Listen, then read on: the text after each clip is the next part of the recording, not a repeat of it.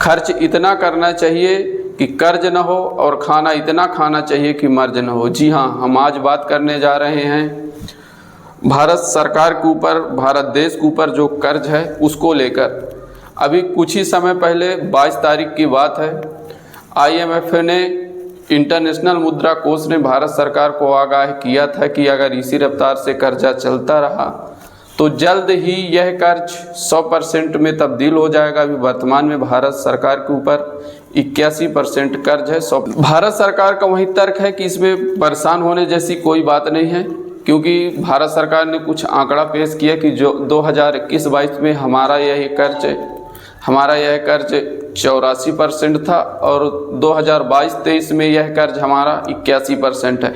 और हमने, लेकिन भारत एक कृषि प्रधान देश है, भारत गांवों का देश है और भारत देश जलवायु पर निर्भर रहता है, मौसम के ऊपर निर्भर रहता है। इन सब चीज़ों को लेकर इंटरनेशनल मुद्रा कोष ज़्यादा चिंतित है कि अगर यही स्थिति रही तो भारत देश का हाल कहीं श्रीलंका देश जैसा ना हो जाए।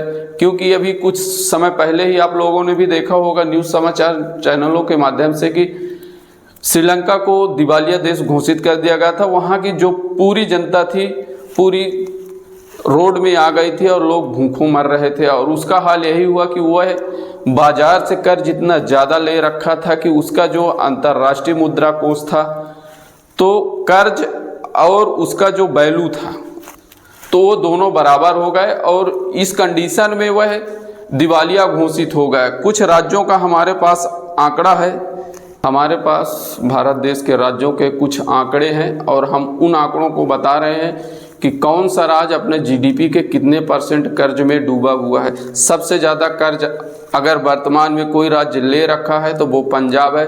पंजाब अपने GDP के 46.8% कर्ज ले रखा। उसकी जो टोटल GDP है उनमें से उसकी जो टोटल वैल्यू है उससे 46.8% कर्ज ले रखा है। वहीं दूसरे नंबर पर बिहार आता है। बिहार 37.8% अपने GDP का कर्ज ले रखा है।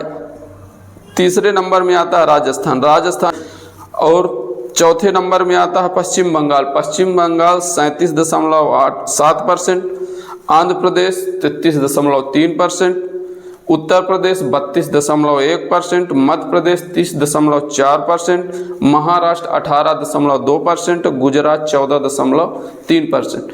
यह आंकड़े राज्यों के हैं जो राज्य हैं वर्तमान में सबसे ज़्यादा कर्ज ले रखे हैं, बाजार से कर्ज इन्होंने उठाया है।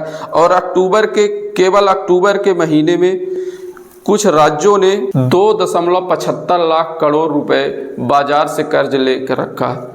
अगर यही गति से कर्ज लेते रहे हर राज्य तो स्थितियां ये आएंगी कि जो बुनियादी सुविधाएं हैं वहाँ की जनता को सरकारें उपलब्ध नहीं करवा पाएंगी। बुनियादी सुविधाएं, सड़क हो, पानी हो, बिजली हो, पढ़ाई हो, स्वास्थ्य हो, दवाई हो, इन सब चीज़ों को क्या है कि सरकारें जनता से वोट लेने के लिए, अपने फेवर में लेने के लिए कुछ मुफ्त की योजनाएं चला रही हैं, जो कि कोई इस भाषा में कहें कि ये देश के लिए स्लो पॉइजन है तो यह शब्द गलत साबित न होगा।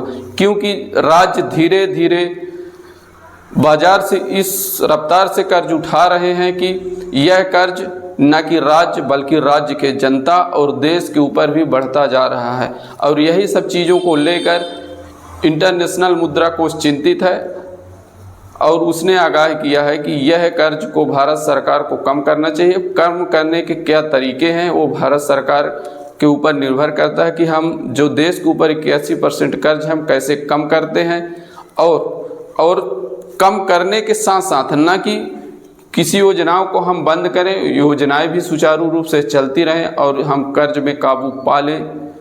इन सब चीज़ों के बारे में केंद्र सरकार के साथ साथ राज्यों के सरकारों को भी ज़रूर सोचना चाहिए कि न कि केवल हमारा काम है सरकार में गद्दी में बैठना, बल्कि एक राज्य को विकसित राज्य में बदलना है, न कि कर्ज के ऊपर किसी राज्य को दबा देना है। धन्यवाद। वीडियो अच्छी लगे तो कमेंट ज़रूर करिए कि इसके लिए क्या पहल करना चाहिए कर्ज को कम करने के लिए।